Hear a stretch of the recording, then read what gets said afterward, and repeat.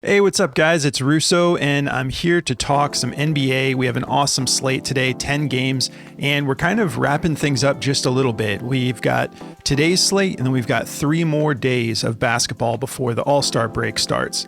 Kind of an exciting schedule, though. Tomorrow, a little bit uneventful, 4 games on the slate. And then on Wednesday, we've got a 15-game slate, so we should be able to have a lot of fun with that one. And then we're going to be wrapping things up on Thursday with just 5 more games. Then we're off through the All-Star break. And it should be probably about a week before we get into some really good basketball again. The first slate back post All-Star break is actually just like a single game slate, so that might be kind of rough. But then we'll be back in the groove here. So let's get into the plays. We'll go over the recap. Before we do, if you guys could do me a favor and just like the video or comment, whatever you prefer, it goes a long way. It puts me in front of a much larger audience, and I really appreciate it. I'm trying to get to 1,000 subs. You guys have been awesome about helping me get there. So, so let's take a look at the last plays we took. The Ben Shepherd play worked out for us. We took him over 9.5 points, rebounds, and assists. He went for 14. And Klay Thompson, I thought he was going to have a much bigger game than this, but he still cashed for us. We took him over 11.5 points. He went for 13 points. Jonas Valanciunas did not get it done. We took him over 7.5 rebounds and assists. He only went for 6, unfortunately. And Zach Edey really let me down. And they kept this game like relatively close. I wasn't afraid of this play because there was actually only a 2-point spread, and Oklahoma City right out of the gates made it look like this was going to be an absolute blowout. And Memphis ended up switching things up. They went a little bit more small ball and made it a little bit more competitive. But Zach Edey, that's just a note I'll remember, is he was gassed. He could not keep up with the pace of the Thunder. 17.5 points, rebounds, and assists. It seemed like a low line. I was excited about it. Been balling lately. He only went for 7. He had a rough game. And even while he was on the floor, he wasn't just doing much of anything. He just looked gassed the whole time. So unfortunately, didn't have a good outing, but I feel really good about today's picks. Let's talk about what we've got here. Once again, I'm going 2 units power, 2 units flex, just something I like to do. If you're new to the channel, I do this quite a bit, because if we end up cashing all 4 picks, then we essentially are getting, we're putting down 20, so 2 units, and then, that's 4 units for the way I play. And if we get the sweep, then collectively we get 15x. And if we go 3 of 4, then the flex slip ends up giving us a little bit of that back. So we're sitting at like, just getting some of our investment back. So it's just a little bit of a way of doing a little bit of insurance there that I like to implement, but I still like to have a power play attached as well. So if it does hit, we get a bigger payout. So let's look at the plays. Alex Caruso. I love this play. 8.5 points, rebounds. You're taking that for more. Walker Kessler, 22.5 points, rebounds, and assists, playing against LA tonight. I'm liking this matchup for him. Nikola Jokic, I don't get to take him that often, but I can take him whenever I want, obviously, but a lot of times it's super inflated, and in this case, I like this matchup against Portland. I like the injury status. Whether or not everybody plays or some of these guys that are questionable miss, there's reasons to be excited about whatever it is. So this 49.5 points, rebounds, and assists, I'm feeling really good about it. And Portland is the type of team that I think could keep this closer than you would think. They've been playing really good ball lately. So, and then to wrap things up, I like CJ McCollum over 7.5 rebounds and assists. So let's start just breaking down the plays. What do I have up here first? Alex Caruso. So he's only done this twice out of his last 5 games, but coming off a couple of heaters for where this line is at, he's pretty much doubled it. So against Memphis, he went for 17. He had 14 points, 3 rebounds. And then against Toronto, he went for 12 points, 6 rebounds. The matchup is looking pretty solid here. 25th in points allowed, 28th in rebounds allowed. Now that's at the point guard position that they have him listed at, but we know he jumps over to shooting guard sometimes. If he bumps over, then it's same, 24th in rebounds allowed, and then 6th in points allowed. Let's take a look at this head-to-head. He's cleared this in every single head-to-head, and this is some of this is with with the Bulls. But the only time he matched up this year was on December 7th, and he went for 14 points, 2 rebounds. So looking pretty solid. If we take a look at this note from Outlier, the matchup is the main thing that I like here. Alex Caruso has exceeded 8.5 points, rebounds in 5 of his last 6 games versus bottom 10 defenses for points allowed, and he's averaging 12.8. So we're getting a nice little value there, considering we're getting this at 8.5, and he's averaging almost 13. So I'm feeling good about it. In these matchups, he's doing it on just an average of 20.7 minutes. So it's not the type of thing where we have to really pay too much attention to the blowout potential of this game.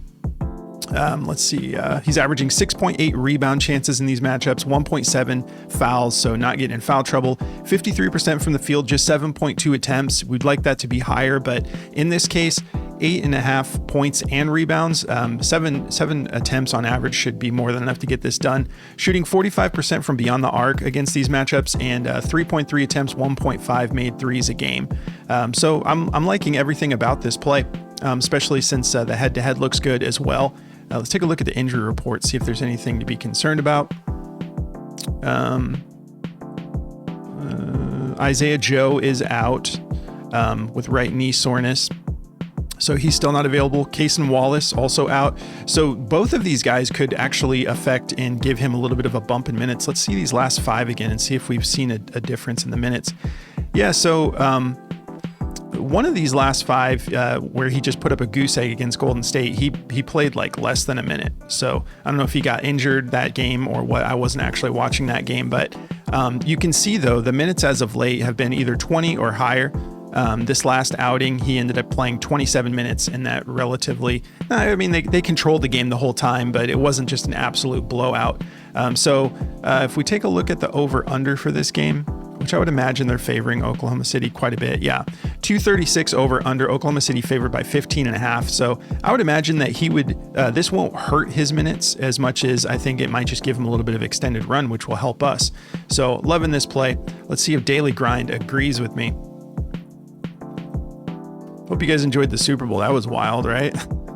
Gosh, Eagles. So much of all that talk about the refs rigging it for the Chiefs, right? I never I get it a little bit, but I never get into that kind of stuff personally. So they like his rebounds and assists. This does look good. Their favorite play for him is his rebounds and assists over 4.5. Don't blame you if you want to take that instead. That's favored to go over on every platform offering it. Daily Grind has that at -129. They've got his points assists favored to the under, and they have his points rebounds favored to the under. So you got to go with your gut. You might not want to take what I'm looking at here, but the 5.5 points looks good too. They've got that at a 51.36% odds to hit the over, -127. And then if you want to just take a little bit of everything, the PRA is just at 10.5. So I liked the note from Outlier for the points rebounds. So that's what sold me on it. But the full PRA at 10.5 isn't bad either. We could take a look at that real quick, see if they have a note for that. So pretty similar, 6 out of his last 7 games. So I mean, like, yeah, you could take that as well. And the matchup looks just green all the way down the board if you want the full PRA.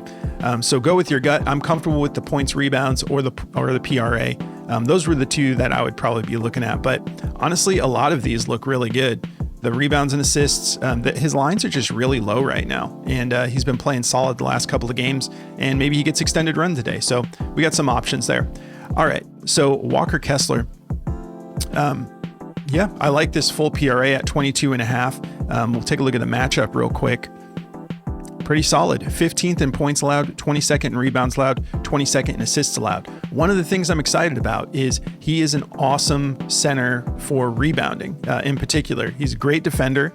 He is usually not going to score that much, but can get you into the double digits. But he can be a rebounding machine. They just let AD go. Now the trade with Mark Williams was rescinded. So he should be able to capitalize off of that. His last outing against Phoenix, 22 rebounds. I know we don't have Nurkic anymore, who's pretty solid when he was healthy as far as the Suns go. But Nick Richards is also pretty solid, and putting up 22 rebounds is great. I mean, they kept that game close, 127 to 135. Yeah, that went to overtime. Yeah, I've been busy with my newborn. I didn't get to catch that game, but my boy what's his name? Trevor, I think, on X. He was messaging me about it and saying that was a super exciting game. I know Booker, I guess, went off, but anyways, back to Kessler. He 22 rebounds, 19 points against the Suns. Then against Golden State, 15 points, 18 rebounds. You can see what I'm saying about his rebounding. So I like this matchup for him. He's done this in 4 straight games. And let's take a look at this note from Outlier. He's exceeded 22.5 points, rebounds, and assists in 5 straight games versus bottom 10 defenses for assists allowed. So in that, perfect 100% hit rate over these 5 games. Averaging 31.6 minutes, and his minutes have been consistent lately, especially for a big. Knocking on the door 30 minutes a game is awesome. That's what we want when we're taking a center. 21.8 rebound chances, 2.6 potential assists, 82% from the field because most of that is dunks and putbacks and stuff like that. So 7.8 attempts, 6.4 made buckets, not shooting threes, and not getting in the line that often, but 69%. You'd like to see that go up a little bit, but it's not too bad. 3.2 attempts a game, and he's cashing 2.2 of them. Like, he can keep working on that, but that's not anything to be too concerned about.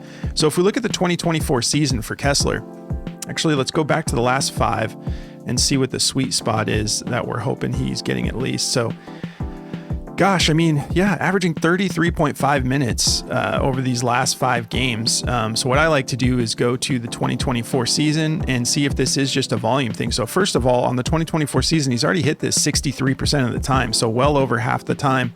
And then if he is getting those 30 minutes, let's take a look and see if that cleans things up a little bit. It's looking good so far. All right, we're on 30.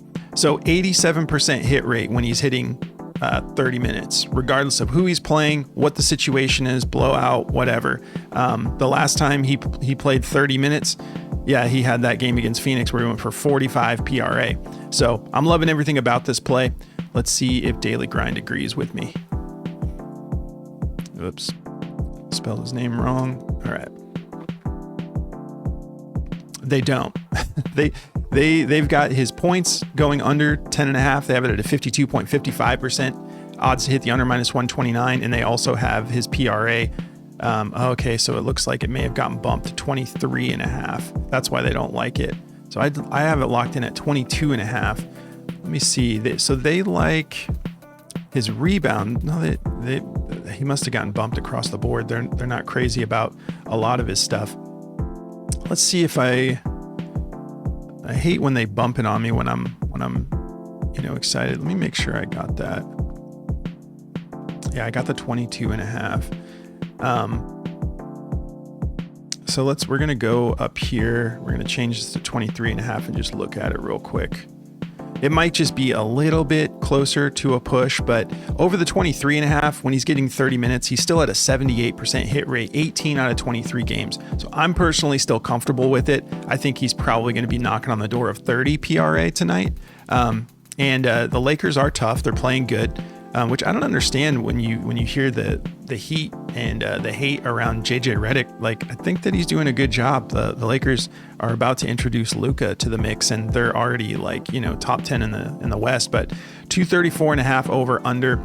Lakers favored by 13, and I think that he could still get those 30 minutes. If not, let's just bump it down. Let's just say he gets let's say 25. I think he's getting at least 25 minutes tonight.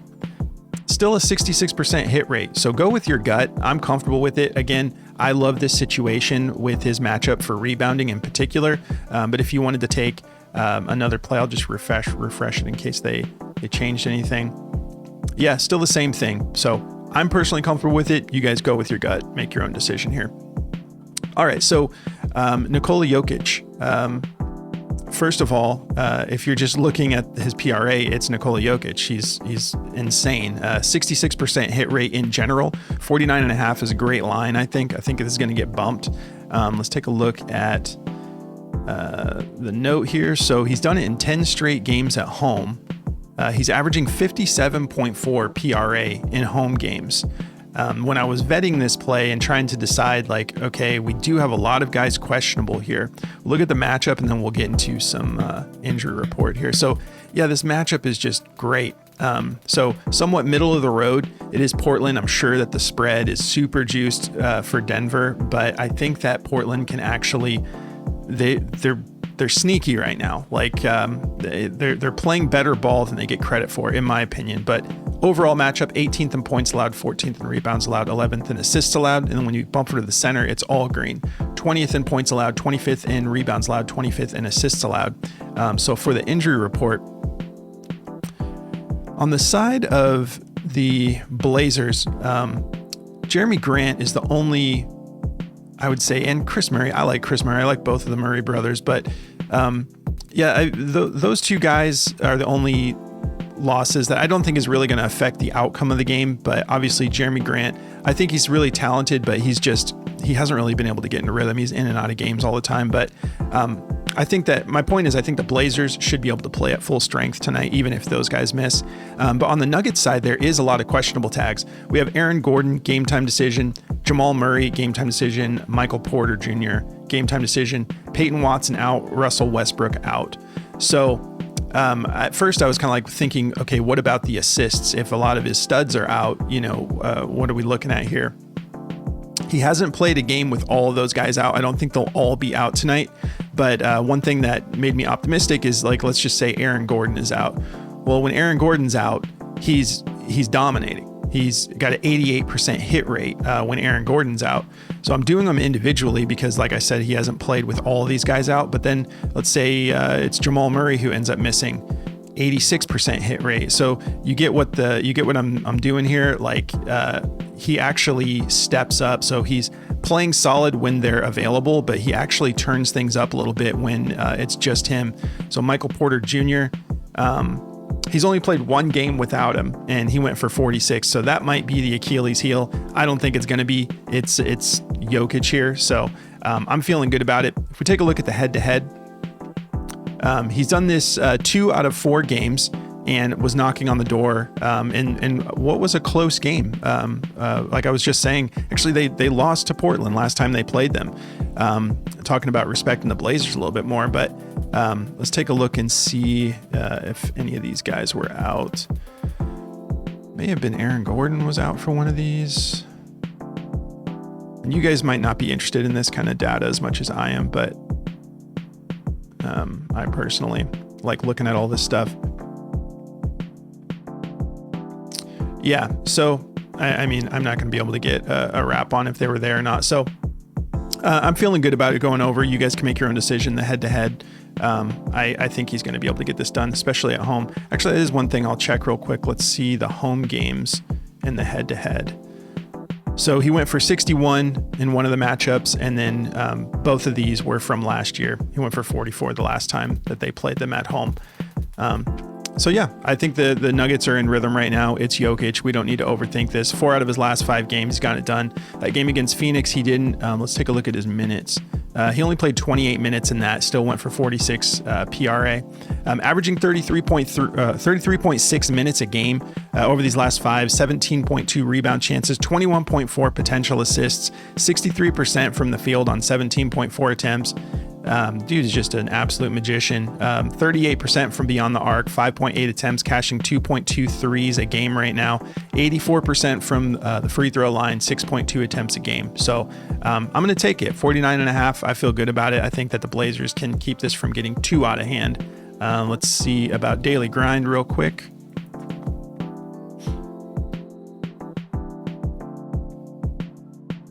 Jokic. There we go.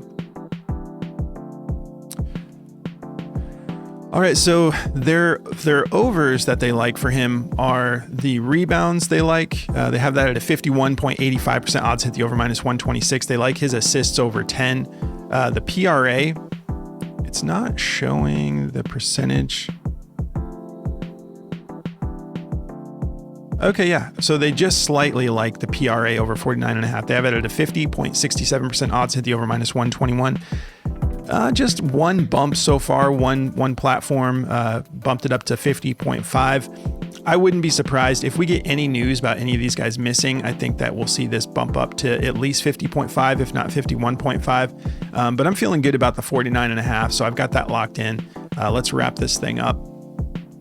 So CJ McCollum, I like the rebounds and assists. I don't really want to take his full PRA in this case. We're playing against OKC here. this is going to be a tough matchup for the Pelicans. I'm sure we looked at it earlier, but yeah, we're probably looking at a pretty juiced, 15.5 point spread favoring OKC, 236 over under. So they're expecting it to be pretty high scoring, but they think that and I don't think that that's a crazy take to say Oklahoma City's probably going to like control this game. But that's why I kind of like the rebounds and assists for him. It's at a low line at just 7.5. The matchup, middle of the road, a little bit above average as far as the shooting guard position, 11th in rebounds allowed, 14th in assists allowed. But overall as a team, their rebounding is surprisingly pretty towards the bottom, 24th in rebounds allowed. If we take a look, so yeah, he's just 3 out of his last 5 games. A little bit of a trend going on here, when he's on, off, on, off, on. So I don't think that means, okay, he's due for another off game. I'm just noticing some trends here. We've also had, them adjusting to DeJounte Murray being out for the season. But if we look at this note here, he's exceeded 7.5 rebounds and assists in 16 of his last 19 games versus bottom 10 defenses for rebounds allowed. So in those games, he's averaging 9.5.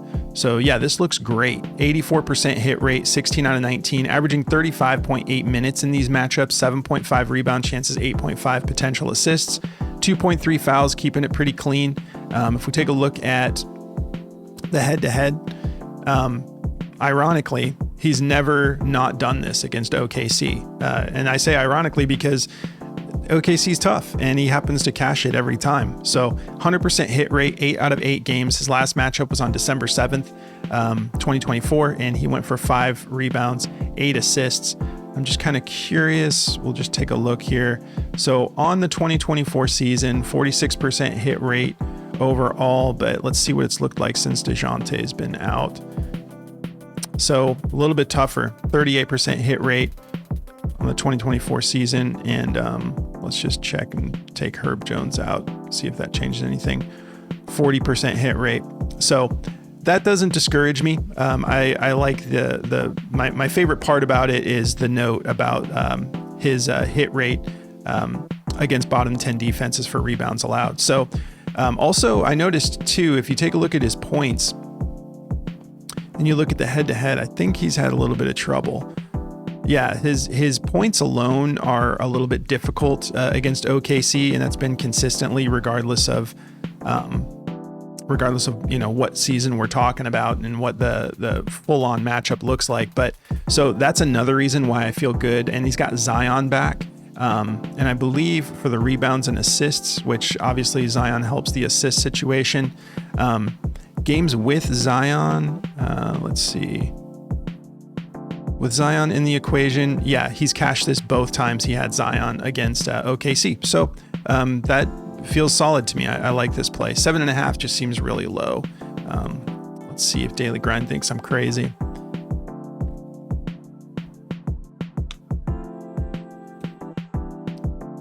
right, got CJ, come on. All right, they like his rebounds over 3.5 as the best play. If you want to take that, you can. 52.09% odds hit the over -128. They like the rebounds and assists, relatively juiced. 7.5, they've got that at a 51.12% odds hit the over -123. And everybody that has this has it either 50-50 shot, like DraftKings has it at a -115. Everyone else -120 or higher, some as high as -135. They also do like his points to go over. I'm a little more concerned about that, but the optimizer likes it. If you want to take a look at that, they've got that at a 51.09% odds hit the over. So they have the odds about the same as the rebounds and assists, but they don't like the full PRA. They do like the points assists, which has been kind of a cash cow for us when we've taken it on this channel in the past. But in this case, 7.5 rebounds and assists. I'm just gonna roll that. So that covers all the plays for today. If you guys want to check out the optimizer from Daily Grind, you can get 25% off of this tool when you use code BACKDOOR at dgfantasy.com. They'll let you lock that in for as long as you want, all the way up to a year. And if you want to check out my favorite app, Outlier, you can try it for free. You just sign up through the link below for Outlier. You don't need to put in a code, and they're going to give you a week just to see how you like it. And you can use this for a bunch of different sports. They just really dive into the details. I love being able to take players in and out of the equation, like when we added Zion to the equation, head-to-head matchups, injury reports, insights. Like they give you everything, and they put stuff on your radar that you wouldn't just think of yourself, or if you did think of it, it would take you forever to go look at, like, okay, what has he done against top, bottom 10 defenses for rebounds allowed. Like stuff like that is what I really love. So yeah, that's going to cover it, guys. Appreciate you tuning in. Good luck. Let's make some money over these next couple of days while we're preparing for the All-Star break. But appreciate you guys tuning in. Have a good one. I'll catch you in the next one.